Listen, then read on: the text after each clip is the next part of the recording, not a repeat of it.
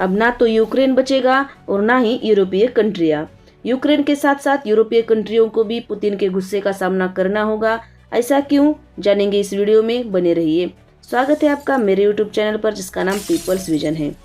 Trump ने कोशिश तो बहुत की युद्ध रुकवाने की, 15 अगस्त को पुतिन से मिले, पुतिन को समझाने की कोशिश की, लेकिन पुतिन ने अपनी ही शर्तें ट्रंप के सामने रखी और मीटिंग में कुछ नतीजा निकल नहीं आया। बाद में 3 दिन बाद ही 18 तारीख को जेलेंस्की के साथ, यूरोपीय 7 कंट्री के लीडर्स के साथ मीटिंग हुई ट्रंप की। उसमें जेलेंस्की को समझाने की कोशिश की, पुतिन के शर्तों के बारे में बताने की कोशिश की, लेकिन ना जेलेंस्की मानने वाले हैं और ना ही पुतिन मानने वाले हैं।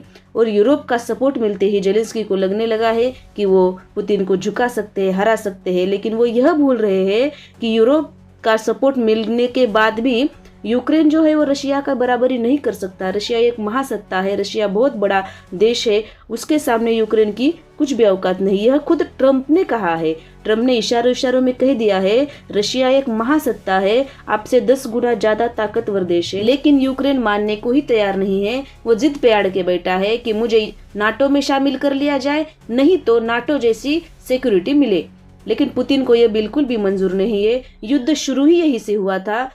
यूक्रेन में यूरोप का बढ़ता हस्तक्षेप और यूक्रेन की मांग थी कि मुझे नाटो में शामिल कर लिया जाए, लेकिन पुतिन ये नहीं चाहते हैं, क्योंकि यूक्रेन ही एक ऐसा राष्ट्र है जो रशिया और यूरोप के मध्य में आता है। अगर यूक्रेन यूरोप में चला गया तो यूरोप का सीधा असर रशिया पर होगा और ये पुतिन बिल्कुल भी नहीं चाहते हैं। इसलिए ही पुतिन ने यूक्रेन पर अटैक किया था।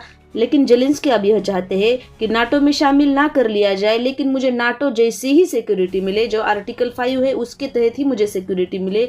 लेकिन पुतिन को यह मंजूर नहीं है, क्योंकि उनको यूरोपीय देशों का हस्तक्षेप यूक्रेन में नहीं चाहिए, रशिया के इर्द गिर्द यूरोपीय देशों का हस्तक्षेप नहीं चाहिए।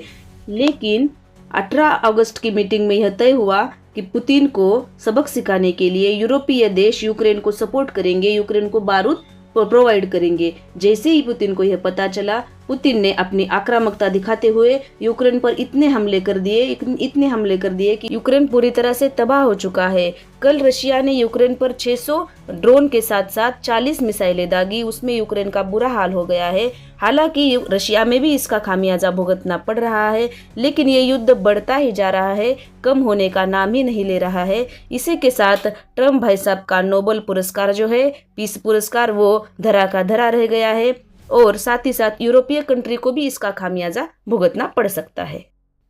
अब पुतिन की मांग यह है, यूक्रेन को ना ही नाटो में शामिल कर लिया जाए और ना ही यूरोपीय कंट्री का उसको सपोर्ट मिले। इसी बात पर पुतिन अड़े हुए हैं। देखते हैं अब ये युद्ध क्या करवट लेता है, कौन सा नया मोड़ लेके आता है। इस वीडियो में इतना ही, मिलते हैं नेक्स्ट वीडियो में। धन्यवाद दोस्तों।